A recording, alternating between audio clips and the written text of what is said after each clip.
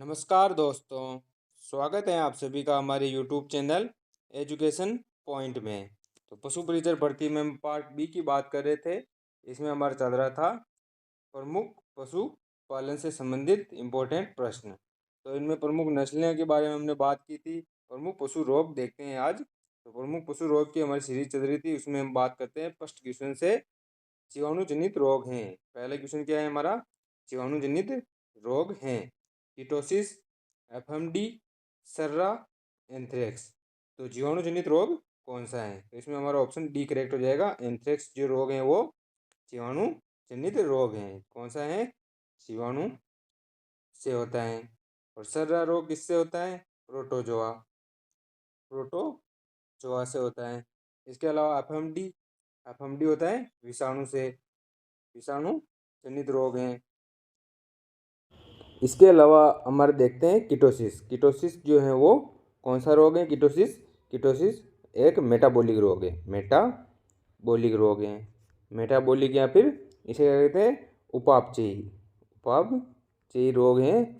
Metabolic रोग हैं जो कि शरीर में किसी भी आयन की कमी या किसी भी कार्बोहाइड्रेट या किसी की कमी से होने वाला रोग है कीटोसिस रोग। तो एफएमडी हमारा विषाणु, सर्रा प्रोटोजोआ, और ऑप्शन डी सही हो जाएगा। जीवाणु जनित रोग हैं एंथ्रेक्स। नेक्स्ट अगले प्रश्न की बात करते हैं। अगला प्रश्न क्या है?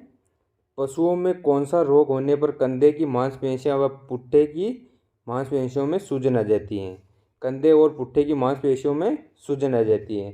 खुरपका, मुंहपका, ब्लैक क्वार्टर, एंट्रोटॉक्सिमिया या फिर रिंडरपेस्ट। तो कौन सा रोग है जिसमें कंधे की मांसपेशियों और पुट्ठे की मांसपेशियों में सूजन आ जाती है? तो इसमें हमारा ऑप्शन बी करेक्ट हो जाएगा। ब्लैक क्वार्टर जो रोग है उसमें कंधे और पुट्ठे और अपने एक पिछले पैरों में सूजन आ जाती हैं। पिछले पैरों में सूजन आ जाती हैं, जिसी कारण इसे क्या कहते हैं? फड़ सूजन रोग भी कहते हैं। किसको? ब्लैक क्वार्टर रोग को। और इसके अलावा बात करें तो हमारे खुरपका, मुंहपका रोग, इस रोग में क्या होता है? जो पहले तो खुर में अल्सर या फिर खुर में जो घाव होता है, फिर उस घाव को चाटने के कारण उसके मुंह में छाले हो जाते हैं। यहाँ पर मुंह में ये रोग या वायरस इंटर कर जाता है खुरपका मुंहपका में, जिसको क्या कहते हैं? एफएमडी रोग कहते हैं, जो कि मुंह में प्रवेश कर जाता है। सबसे पहले खुर में इन्फेक्शन होता है, फिर मुंह में चला जाता है, जिससे इससे लार स्त्रावन होता है और यह खुरपका मुंहपका रोग होता है। इसके अलावा एंट्रोटॉक्सिमिया इस रोग में क्या होता है? जो आंत होती हैं, आंत में जहर फैल जाता है। क्या होता है? आंत में जहर फैल जाता है एंट्रोटॉक्सिमिया में।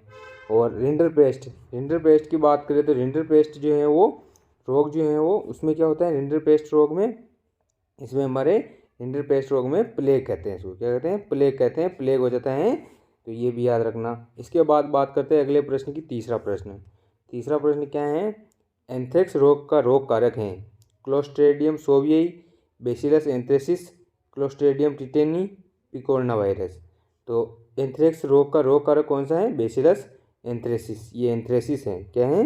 एंथ्रेसिस। तो बेसिलस एंथ्रेसिस जो है वो किसका रोग कारक है? एंथ्रेक्स रोग का। इसके अलावा क्लोस्ट्रीडियम सोवियई या चोवियई से क्या कहते हैं?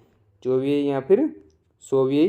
क्लोस्ट्रीडियम सोवियई या फिर चोवियई किसका रोग कारक है? बीक्यू का, ब्लैक क्वार्टर का रोग कारक है। इसके अलावा बात करें तो क्लोस्ट्रीडियम टिटेनी ये किसका रोग कारक है? टिटनेस का रोग कारक है, जिसे कहते हैं धनुष टंकार रोग या फिर जो लॉक डिजीज भी कहते हैं। और पिकोरना वायरस किसका रोग कारक है? पिकोरना वायरस हमारा एफएमडी का रोग कारक है। किसका रोग कारक है? एफएमडी का रोग कारक कौन सा है? पिकोरना वायरस। नेक्स्ट अगले प्रश्न की बात करते हैं। चौथा प्रश्न क्या है हमारा? पशुओं में कौन सा रोग होने पर पशु के प्राकृतिक छिद्र जैसे नाक, कान, गुदा, योनि से रक्तस्राव होता है? यानी प्राकृतिक छिद्रों से रक्तस्राव कौन से रोग में होता है? गलघोटू रोग, एंथ्रेक्स रोग, रिंडरपेस्ट रोग, रेबीज रोग। कौन से रोग में प्राकृतिक छिद्रों से खून आता है? तो ऑप्शन हो जाएगा बी, एंथ्रेक्स रोग। एंथ्रेक्स रोग में क्या होता है? प्राकृतिक छिद्रों से खून आता है, अत्यधिक बुखार आती हैं, अत्यधिक तेज बुखार आती हैं। और ये रोग कौन सा है? पैरा एक्यूट रोग है। कौन सा? पैरा एक्यूट, यानी कि जल्दी से फैल जाता है रोग, बहुत जल्दी फैलता है। प्राकृतिक छिद्रों जैसे नाक, कान, गुदा, योनि आदि से रक्तस्राव होता है एंथ्रेक्स रोग में। इसके अलावा बात करें तो गलघोटू रोग में क्या होता है? गलघोटू रोग में गले में सूजन आ जाती है, यानी गल कंबल या फिर गले में सूजन आ जाती है, गल कंबल कठोर हो जाता है, जिसके कारण पशुओं को सांस लेने में दिक्कत होती है। और क्या होता है इसमें? गलघोटू रोग में पशु गुर्राता है, जिसे गुर्रक्का रोग भी कहते हैं। नेक्स्ट, इसके अलावा रिंडरपेस्ट रोग। रिंडरपेस्ट रोग जो है पशु प्लेग है, जिसे क्या कहते हैं? गोट प्लेग भी कहते हैं। गोट प्लेग भी कहते हैं। क्या कहते हैं? गोट प्लेग भी कहते हैं। इसमें क्या होता है? इसमें भी तेज बुखार आती हैं और दस्त लगती है। क्या होती है? तेज बुखार या फिर दस्त लगती हैं। और रेबीज रोग जो है उसमें क्या होता है? रेबीज रोग जो उसमें पानी से डर लगता है, पशु को पानी से डर लगता है। हाइड्रोफोबिया रोग भी कहते हैं, पानी से डर लगता है रेबीज रोग में। और नेक्स्ट अगले प्रश्न की बात करते हैं, पांचवा प्रश्न क्या है हमारा? तो भेड़ में कौन सा रोग होने पर ऊन के रेशे छोटे हो जाते हैं? ऊन के रेशे छोटे हो जाते हैं कौन से रोग में? रिंडरपेस्ट रोग में, थैलेना रोग में, गलघोटू रोग में, या फिर एंथ्रेक्स रोग में? तो भेड़ के रेशे जो होते हैं वो किस में छोटे हो जाते हैं? ऑप्शन डी करेक्ट हो जाएगा, एंथ्रेक्स रोग में। एंथ्रेक्स रोग में क्या होता है? पेड़ के जो ऊन होती है उसमें रेशे छोटे पड़ जाते हैं, जिसे क्या कहते हैं? ऊल सॉर्टर डिजीज भी कहते हैं। तो ये इसके बारे में, एंथ्रेक्स के बारे में हमने 3 बात देख ली। पहली क्या देखी? ये बेसिलस, ये किससे होता है? बेसिलस एंथ्रेसिस से होता है, एंथ्रेसिस से होता है। और इसके अलावा दूसरी कौन सी देखी कि भाई इसे ऊल सॉर्टर डिजीज भी कहते हैं, ऊल सॉर्टर डिजीज भी कहते हैं। और तीसरी कौन सी देखी? इसमें प्राकृतिक छिद्रों से खून आता है, प्राकृतिक छिद्रों से खून आता है। और इसे क्या कहते हैं? तिल्ली बुखार भी कहते हैं, तिल्ली बुखार या फिर जहरी बुखार भी कहते हैं। नेक्स्ट अगला प्रश्न, छठा प्रश्न क्या है? एंथ्रेक्स रोग में मुख्यतः किस प्रकार की वैक्सीन लगाते हैं? तो ये चौथी बात हो गई इसमें। तो हमने 4 बातें देख ली, 5वीं बात है ये एंथ्रेक्स रोग का किस प्रकार का वैक्सीन लगाते हैं। LaSota vaccine, strain spore vaccine, HVT vaccine, Raksha FMD vaccine. तो किस प्रकार की वैक्सीन लगाई जाती है एंथ्रेक्स रोग में? स्ट्रेन स्पोर वैक्सीन, इसे क्या कहते हैं? स्पोर वैक्सीन भी कहते हैं। क्या कहते हैं? स्पोर वैक्सीन कहते हैं। तो ये याद रखना, स्पोर वैक्सीन किस में लगाई जाती है? एंथ्रेक्स रोग में लगाई जाती है। जो कब लगाई जाती है? प्री मानसून या फिर मई और जून में लगती हैं। कौन सी वैक्सीन? Spore vaccine. किसके लिए? एंथ्रेक्स रोग के। और इसके अलावा बात करें तो इसे क्या कहते हैं? मृदा जनित रोग भी कहते हैं, मृदा जनित रोग भी कहते हैं एंथ्रेक्स रोग को। इसके अलावा देखें तो जो लसोटा वैक्सीन है वो किसकी है? रानीखेत की। रानीखेत जो डिजीज़ है उसकी वैक्सीन कौन सी है? लसोटा वैक्सीन। और रक्षा FMD वैक्सीन, रक्षा FMD नाम आ रहा है तो FMD की है, खुरपका और मुँह पका या फिर फुट एंड माउथ रोग जो है वो, उसकी वैक्सीन कौन सी है? रक्षा FMD वैक्सीन, जो कि साल में 2 बार लगती है। साल में 2 बार लगती हैं। कब कब लगती है? फरवरी, मार्च और अगस्त सितंबर में लगती हैं। नेक्स्ट अगला प्रश्न, सातवां प्रश्न क्या है? जीवाणु जनित रोग हैं लंगड़ी बुखार, रिंडरपेस्ट, FMD, रेबीज। तो निम्न में से कौन सा रोग जो है वो जीवाणु जनित रोग हैं? तो इसमें और ऑप्शन ए करेक्ट हो जाएगा, लंगड़ी बुखार है वो कौन सा रोग है हमारा? जीवाणु जनित रोग है, जिसे कहते हैं ब्लैक क्वार्टर या फिर क्या कहते हैं? ब्लैक क्वार्टर या लंगड़ी बुखार, जिसे क्या कहते हैं? फट सूजन या फिर जहरबाद और चुरचुरिया रोग, जिसमें क्या होता है? गले और पैर में सूजन आ जाती है, जिसके कारण फट सूजन कहते हैं। पूरे शरीर में जहर फैल जाता है, इसी कारण जहरबाद कहते हैं। और पशु में मतलब कि सूजन होने से लंगड़ा कर चलता है और बुखार आती है, इसी कारण लंगड़ी बुखार कहते हैं। क्या कहते हैं? लंगड़ी बुखार कहते हैं। और चुरचुरिया किसे कहते हैं? ये पिछले पैर में सूजन होने से इसमें जहर फैल जाता है और जो पशु चलता है तो चुर की आवाज़ आती है, इसी कारण इसे चुरचुरिया रोग भी कहते हैं। बाकी ये जो तीनों रोग हैं, इन तीनों रोगों की बात करें, रिंडरपेस्ट, FMD और रेबीज, ये तीनों रोग विषाणु जनित हैं। कौन से रोग हैं? विषाणु जनित रोग हैं। और नेक्स्ट अगले प्रश्न की बात करते हैं, आठवां प्रश्न क्या है हमारा? किस रोग में पशु के पाचन तंत्र में विष फैल जाता है वह टिम्पेनी के आफरा के लक्षण दिखाई देते हैं। कौन सा रोग है जिसमें पाचन तंत्र में विष फैल जाता है और टिम्पेनी या फिर आफरा जैसे लक्षण दिखाई देते हैं? गलघोटू रोग, एंथ्रेक्स रोग, सर्रा रोग, फड़किया रोग। कौन से रोग में टिम्पेनी या फिर आफरा होता है? तो फड़किया रोग। ऑप्शन डी करेक्ट हो जाएगा, फड़किया रोग, जिसे क्या कहते हैं? इंटेरोटॉक्सीमिया। टॉक्सीमिया क्या कहते हैं? इंटेरोटॉक्सीमिया किसे कहते हैं? फड़किया रोग को, जिसमें क्या होता है? पाचन तंत्र प्रभावित होता है और टिम्पेनी या आफरा के लक्षण दिखाई देते हैं, जो कि किससे फैलता है? दूषित जल व दूषित चारे से फैलता है, जिसमें क्या होता है? पशु में आफरा के लक्षण दिखाई देते हैं और ये प्रमुख मतलब कि छोटे पशुओं में होता है। नेक्स्ट अगला प्रश्न, नौवां प्रश्न क्या है हमारा? जीवाणु जनित रोग हैं। कौन सा रोग जो है वो जीवाणु जनित रोग है? मिल्क फीवर, कीटोसिस, फड़किया, रिंडरपेस्ट। कौन सा रोग है जो कि मतलब कि जीवाणु जनित रोग है? तो ऑप्शन सी करेक्ट हो जाएगा, फड़किया रोग। फड़किया रोग जो है वो कौन सा है? इंटेरोटॉक्सीमिया जो रोग है वो फड़किया रोग है, जिसमें आंत में जहर फैल जाता है। आंत में जहर फैल जाता है और फड़किया रोग भी कहते हैं इसको, इंटेरोटॉक्सीमिया। इसे क्या कहते हैं? जीवाणु जनित रोग हैं। इसके अलावा बात करें तो मिल्क फीवर और कीटोसिस दोनों रोग जो हैं मेटाबॉलिक रोग है। कौन से हैं?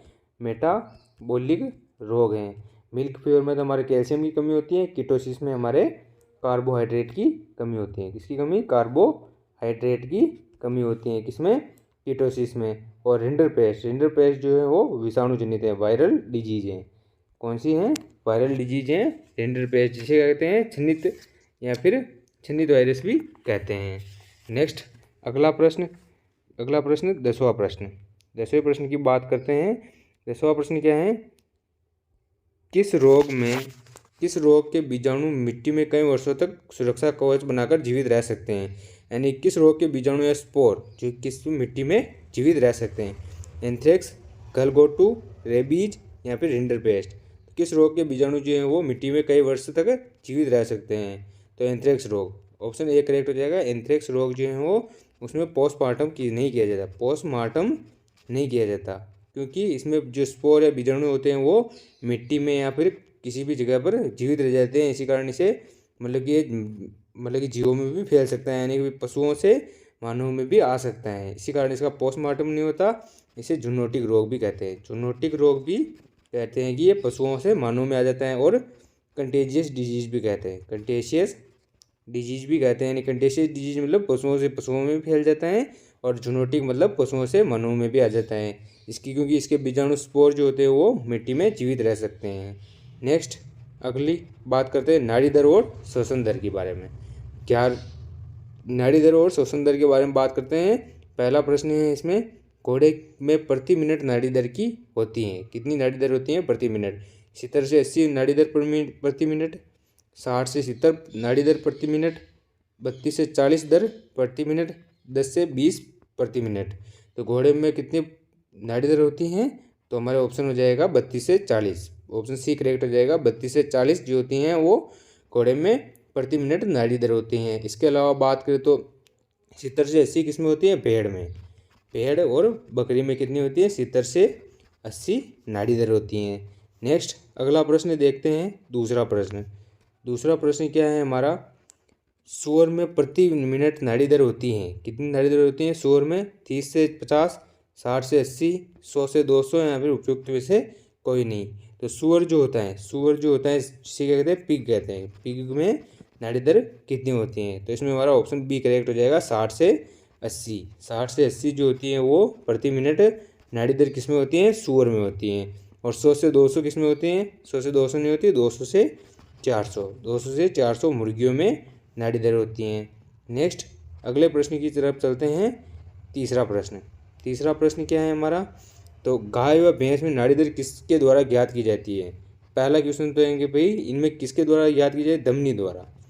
धमनी द्वारा पशुओं में नाड़ी दर ज्ञात करते हैं। ये क्वेश्चन भी पूछ सकते हैं कि भाई किसके द्वारा ज्ञात करते हैं? तो आर्टरी या फिर धमनी द्वारा मतलब कि भैंसों और सब में मतलब पशुओं में नाड़ी दर ज्ञात की जाती है। तो इसकी क्वेश्चन की बात करते हैं। गाय व भैंस में नाड़ी दर किससे ज्ञात की जाती है? फीमोरल धमनी, कोक्सियल धमनी, मैक्सिलरी धमनी या फिर उपयुक्त में से कोई नहीं। तो गाय और भैंस में नाड़ी दर किससे ज्ञात करते हैं? कोगेक्सियल। कोगेक्सियल जो धमनी है उसके द्वारा गाय और भैंस में नाड़ी दर ज्ञात की जाती हैं। इसके अलावा बात करें तो फीमोरल धमनी द्वारा किसमें ज्ञात की जाती हैं? भेड़ और बकरी में फीमोरल धमनी द्वारा नाड़ी दर ज्ञात की जाती है। मैक्सिलरी धमनी द्वारा गधे, खच्चर और घोड़े में नाड़ी दर ज्ञात की जाती है। अगले प्रश्न की बात करते हैं, चौथा प्रश्न क्या है हमारा? कुत्ते में नाड़ी दर किसके द्वारा ज्ञात की जाती है? मैक्सिलरी धमनी द्वारा, कोगेक्सियल धमनी द्वारा, पूंछ धमनी द्वारा, फीमोरल धमनी द्वारा। तो हमने बात की मैक्सिलरी धमनी द्वारा, तो घोड़े, खच्चर और गधे में नाड़ी दर ज्ञात की जाती है। और कोगेक्सियल धमनी या पूंछ धमनी दोनों एक ही है। पूंछ धमनी या कोगेक्सियल धमनी जो है वो उसमें गाय भैंस द्वारा, पूंछ धमनी को ही कोगेक्सियल धमनी कहते हैं और गाय और भैंस में इसके द्वारा नाड़ी दर ज्ञात करते हैं। फीमोरल धमनी द्वारा कुत्ते में नाड़ी दर ज्ञात की जाती है, जिसके द्वारा भेड़ और बकरी में भी की जाती है। किसके द्वारा? फीमोरल धमनी। और फीमोरल धमनी कहाँ पाई जाती है? तो पिछले पैर में पाई जाती है फीमोरल धमनी। नेक्स्ट अगले बात करते हैं पांचवें प्रश्न की। पांचवा प्रश्न क्या है? किस पशु में दोपहर के समय श्वसन गति बढ़ जाती है? गाय भैंस, ऊँट और कुत्ता, किसमें जो है दोपहर के समय श्वसन की गति बढ़ जाती है? तो ऑप्शन सी करेक्ट हो जाएगा, ऊँट में मतलब कि दोपहर में श्वसन की गति बढ़ जाती है। यानी इसमें सामान्यतः श्वसन कितना होता है? 5 से 7 प्रति मिनट होता है, जो कि श्वसन की गति बढ़ जाती है कब? दोपहर में। ये भी याद रखना कितनी होती है? 5 से 7 प्रति मिनट होती है नॉर्मली। नेक्स्ट अगले प्रश्न की बात करते हैं, छठा प्रश्न है कि भाई निम्न में से कौन सा असुमेलित है? से नाड़ी नहीं है, नाड़ी दर जो है वो कौन सा असुमेलित है? ऊँट में 28 से 32, बकरी में 200 से 400, भैंस में 40 से 50 प्रति मिनट, भेड़ में 70 से 80 प्रति मिनट। तो ऊँट में 28 से 32 प्रति मिनट होती है, सही है नाड़ी दर, और भैंस में 40 से 50 प्रति मिनट होती हैं, और भेड़ में भी 70 से 80 होती है। पर 200 से 400 किस में होती है? हमने बात की भाई मुर्गी में कितनी नाड़ी दर होती हैं? तो 200 से 400 होती हैं। बकरी में कितनी होती है? बकरी में हमारे 70 से 80 होती है। कितनी होती है? 70 से 80 प्रति मिनट होती है बकरी में। इसके बाद बात करते हैं अगले प्रश्न की। अगला प्रश्न क्या है? सातवां प्रश्न है ऊँट में श्वसन गति प्रति मिनट होती है। तो ये हमने देख लिया 5 से 7 प्रति मिनट होती है। कितनी होती है? 5 से 7 श्वसन दर प्रति मिनट होती है ऊँट में। और दोपहर के समय, कब? दोपहर के समय यह बढ़ जाती है, दोपहर के समय बढ़ जाती हैं। इसके अलावा 8 से 18 किस में होती हैं? 8 से 18 इसमें होती है हमारे सूअर में होती है। किसमें? सूअर में श्वसन दर कितनी होती है? 8 से 18 होती हैं। नेक्स्ट अगले प्रश्न की बात करते हैं, आठवां प्रश्न। घोड़े में नाड़ी दर किसके द्वारा ज्ञात की जाती है? तो हमने बात की मैक्सिलरी धमनी द्वारा घोड़े में नाड़ी दर ज्ञात की जाती है। बाकी पूंछ धमनी क्या होते हैं? कोगेक्सियल धमनी को क्या कहते हैं? पूंछ धमनी कहते हैं। मैक्सिलरी धमनी द्वारा घोड़े में नाड़ी दर ज्ञात की जाती है। जो कहाँ होती है मैक्सिलरी धमनी? ये होती है हमारी गर्दन के पास, गर्दन या फिर मुंह के पास होती हैं मैक्सिलरी धमनी, जिसके द्वारा घोड़े में नाड़ी दर ज्ञात की जाती है। घोड़े में नाड़ी दर कितना होती है? तो कितनी होती है? 32 से 40 प्रति मिनट नाड़ी दर होती है घोड़े में। अगले प्रश्न की बात करते हैं, नौवां प्रश्न क्या है हमारा? भेड़ व बकरी का सामान्य ताप होता है 100 degree Fahrenheit, 102 degree Fahrenheit, 105 degree Fahrenheit, 103 degree Fahrenheit. तो भेड़ और बकरी में सामान्य ताप कितना होता है? भेड़ और बकरियों में तो ये कितना होता है? 102 डिग्री फ़ारेनहाइट। कितना होता है? 102 डिग्री फ़ारेनहाइट होता है भेड़ और बकरियों में। भेड़ और बकरी में कितना होता है? 102 डिग्री। और 101 डिग्री किस में होता है? गाय और भैंस में होता है 101 डिग्री। और 100.5 हमारे घोड़े में होता है, और 103 हमारे सूअर में होता है। किस में होता है? सूअर में कितना होता है? 103 डिग्री फ़ारेनहाइट। और क्रिटिकल तापमान पूछ ले तो क्रिटिकल तापमान जो होता है वो 2 डिग्री प्लस होता है। 2 डिग्री प्लस होता है ओनली सूअर और मुर्गी में। सूअर और मुर्गी में 1-1 डिग्री प्लस कर लो तो हो जाएगा हमारा क्रिटिकल तापमान, और बाकी सब बचे पशुओं में 2 डिग्री प्लस कर लो, वो हो जाएगा क्रिटिकल तापमान। नेक्स्ट अगला प्रश्न, 10वां प्रश्न क्या है? वुल शॉर्टर डिजीज किस रोग को कहते हैं? वुल शॉर्टर डिजीज किस रोग को कहते हैं? एफएमडी रोग को, मिल्क फीवर को, एंथ्रेक्स को, रिंडरपेस्ट को। हमने बात की भाई पेड़ों में रेशें छोटी पड़ जाती है, पेड़ों में ऊन की रेशें छोटी पड़ जाती हैं, वो कौन सा रोग है? एंथ्रेक्स रोग। एंथ्रेक्स रोग में क्या होता है? इसे को वूल शॉर्टर डिजीज भी कहते हैं। इसके अलावा मिल्क फीवर तो हमारा मेटाबॉलिक रोग हो गया, मेटाबॉलिक रोग हो गया जो किसकी कमी से होता है? कैल्शियम की कमी से होता है। रिंडरपेस्ट जो हो जाए वो गोट प्लेग या पशु प्लेग भी कहते हैं किसको? रिंडरपेस्ट को। नेक्स्ट अगले प्रश्न की बात करते हैं, 11वां प्रश्न। 11वां प्रश्न क्या है हमारा? सुअर में श्वसन गति प्रति मिनट होती है 8 से 16 श्वसन दर प्रति मिनट, 8 से 18 प्रति मिनट, 20 से 25 प्रति मिनट और 12 से 20 प्रति मिनट। कितनी होती है सुअर में श्वसन दर? 8 से 18। ऑप्शन बी करेक्ट हो जाएगा। 8 से 18 श्वसन दर प्रति मिनट होती हैं, श्वसन दर होती हैं। इसके अलावा नाड़ी दर की बात करें तो कितनी होती है? 60 से 80, 60 से 80 प्रति मिनट किस में होती हैं? ये होती है हमारे सुअर में नाड़ी दर होती हैं। और श्वसन दर कितनी होती है? 8 से 18 प्रति मिनट। नेक्स्ट अगले प्रश्न की बात करते हैं, 12वां प्रश्न। 12वां प्रश्न क्या है? पेड़ में नाड़ी दर ज्ञात की जाती है फेशियल धमनी द्वारा, कोक्सियल धमनी द्वारा, पूंछ धमनी द्वारा, फिमोरल धमनी द्वारा। पेड़ में किसके द्वारा ज्ञात की जाती है? फिमोरल धमनी द्वारा। ऑप्शन डी करेक्ट हो जाएगा, फिमोरल धमनी द्वारा। फेशियल धमनी या फिर पश्च टिबियल धमनी, पश्च टिबियल धमनी द्वारा। फेशियल धमनी तो फेशियल धमनी जिसको कहते हैं मैक्सिलरी धमनी, मैक्सिलरी धमनी भी कहते हैं, ठीक है, मुंह में होती है। पश्च टिबियल धमनी, ये भी याद रखना, पश्च टिबियल धमनी द्वारा ऊँट में ज्ञात करते हैं, ऊँट में ज्ञात करते हैं। नेक्स्ट अगले प्रश्न की बात करते हैं, 13वां प्रश्न। 13वां प्रश्न क्या है? गाय व भैंस के शरीर का सामान्य ताप होता है 100.5 डिग्री, 101.5 डिग्री, 100 डिग्री और 98 डिग्री। गाय और भैंस में सामान्य ताप कितना होता है? 101 डिग्री, 101.5 डिग्री फ़ारेनहाइट। कितना होता है? 101.5 डिग्री फ़ारेनहाइट। इसके अलावा क्रिटिकल की बात करें तो 103 डिग्री, 103 डिग्री, 103.5 डिग्री फ़ारेनहाइट होता है। किसमें होता है? गाय और भैंस में क्रिटिकल तापमान होता है। और सामान्य ताप कितना होता है? 101.5 डिग्री फ़ारेनहाइट। अगला प्रश्न, 14वां प्रश्न। 14वां प्रश्न क्या है? गोवंश में श्वसन दर प्रति मिनट होती है, भूषण नहीं श्वसन। क्या है? श्वसन दर प्रति मिनट कितनी होती है? 20 से 25 श्वसन दर प्रति मिनट, 8 से 10 श्वसन दर प्रति मिनट, 25 से 30 श्वसन दर प्रति मिनट। तो कितनी होती है गाय में? तो होती है हमारी 20 से 25 श्वसन दर प्रति मिनट। और इसमें कितनी होती है, मतलब कि नाड़ी दर कितनी होती है? 40 से 50 प्रति मिनट, ये इसमें नाड़ी दर होती हैं। अगले प्रश्न की बात करते हैं, 15वां प्रश्न। 15वां प्रश्न क्या है हमारा? सूअर के शरीर का तापमान कितने डिग्री फ़ारेनहाइट होता है? 160 डिग्री, 105 डिग्री, 103 डिग्री और 101 डिग्री। सूअर के शरीर का तापमान कितने डिग्री फ़ारेनहाइट होता है?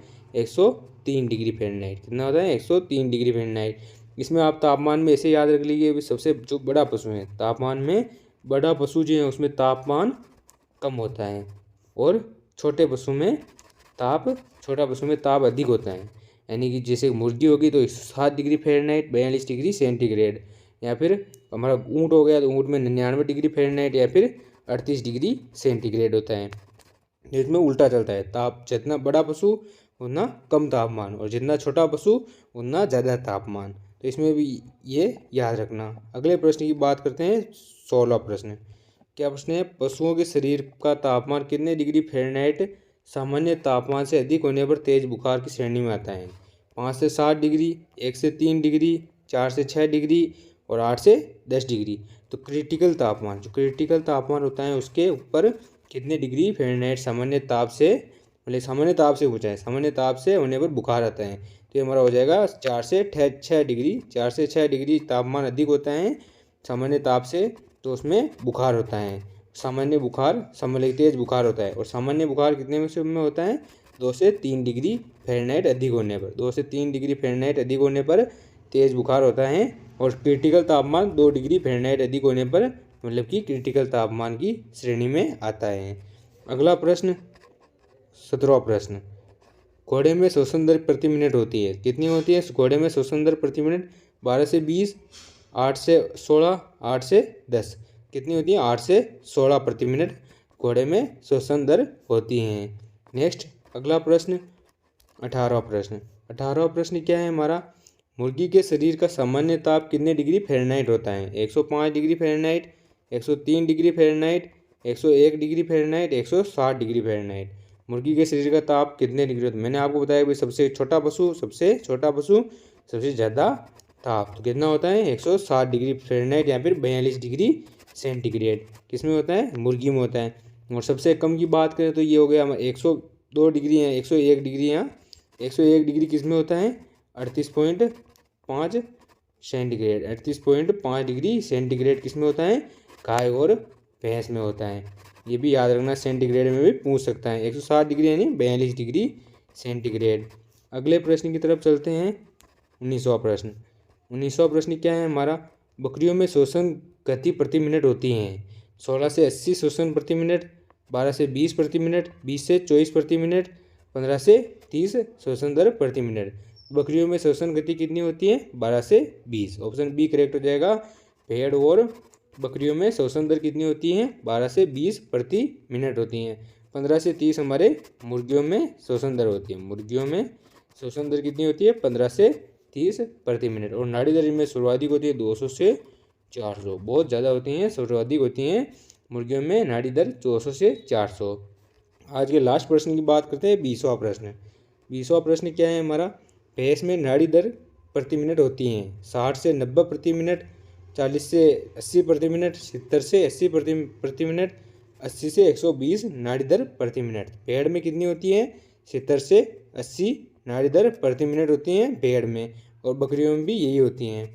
इसके अलावा बात करें तो जो हमारे 60 से 90 यहाँ पे 60 से 80 किस्में होती हैं सूअर में होती हैं, 40 से 50 किस्में होती हैं गाय में होती हैं। तो यहाँ पर ये हमारा हो गया मतलब कि श्वसन दर और नाड़ी दर का टॉपिक ख़त्म होता है। इतने ही क्वेश्चन थे इसमें जो सभी बन गए हैं।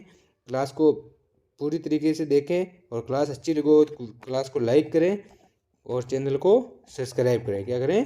चैनल को सब्सक्राइब करें और भी पशुपालन से संबंधित वीडियो देखने के लिए हमारे चैनल पर जुड़े रहें। धन्यवाद। मिलते हैं एक और नए वीडियो के साथ पशु रोग में।